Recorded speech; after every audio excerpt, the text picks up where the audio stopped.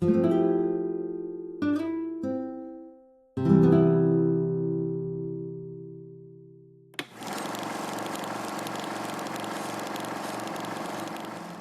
연구는 빅데이터를 활용하여 최초 MBTI 검사가 이슈가 된 이후 2년이 지난 현재까지도 관심이 높으며 단순한 심리검사 이상의 사회현상을 보이고 있어서 한국 사람들의 MBTI에 대한 주요 이슈와 의미를 알아보기 위해 진행되었다.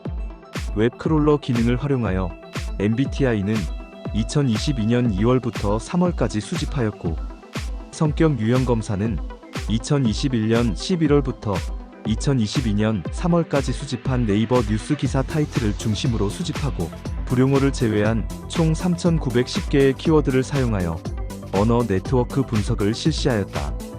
첫째, 단어 빈도 분석 결과 MBTI와 관련된 상위 핵심 키워드는 자격증, 교육, 증상, 유재석, 결과, 장애, 극복, 공부, 상담, 우울증, 성향, 한국, 강해, 실시, 운영 등의 순으로 나타났다. 둘째, 잠재 디리클레 할당 모형 기반의 토픽 모델링을 분석한 결과 4가지 상위 주요 주제는 관련 상담 프로그램으로 실제 MBTI와 관련되어 운영 중인 상담 프로그램들에 대한 종류를 알 수 있었다. 실제 치료 및 전문가로서의 활용 방안은 청소년이 높은 빈도로 나타나면서 전문가로서 실제 치료 과정에서 사용되는 내용으로 나타났다. MBTI 전문가 과정은 방송에서 이슈화된 검사가 정식 검사가 아니다 보니 한국 MBTI 연구소에 정식 라이센스 받은 MBTI 검사에 대한 관심으로 나타났다. 연예인과 이슈는 MBTI가 사람들의 관심을 받다 보니 연예인과 관련된 이슈 기사들로 나타났다.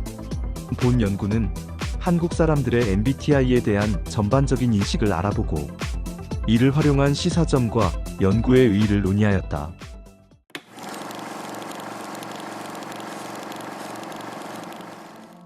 우리나라는 2007년 12월 31일을 기점으로 10년 동안 단 한 건의 사형도 집행되지 않아 사실상의 사형제도 폐지국으로 분류되었다.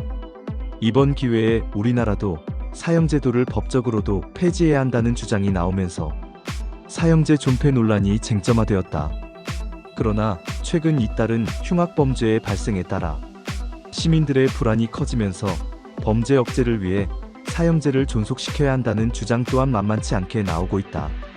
사형의 폐지 내지 완화는 인류 문화의 향상 발전에 따르는 당연한 추세라고 할 수 있고 장차 사형을 폐지하는 방향으로 나아가야 할 것이다. 그러나 사형제도 존폐의 문제는 당해 국가의 현실적인 정치적, 사회적, 문화적 기반 과결부시켜 상대적으로 논의되어야 한다. 우리나라는 해마다 범죄 건수가 증가하고 있는 추세에 있으며 범죄의 양상도 더욱 지능화되고 잔인하며 무차별적으로 동원되고 있다. 또한 국민의 80% 이상이 사형제도의 폐지를 반대하고 있는 것으로 나타났다. 이러한 우리나라의 현실적인 상황과 국민의 법감정을 무시하고 사형제도를 폐지하는 것은 아직은 시기상조이다. 이러한 상황에서 사형제도를 폐지한다면 그 어떠한 흉악범도 그 생명만은 절대적으로 보장하는 것이 될 것이다. 따라서 우리나라의 재반 상황이 성숙, 안정되고 국민 다수가 사형제도가 폐지되어야 한다는 자연스러운 공감대가 형성되게 되면 그때 사형제도를 폐지해야 할 것이다.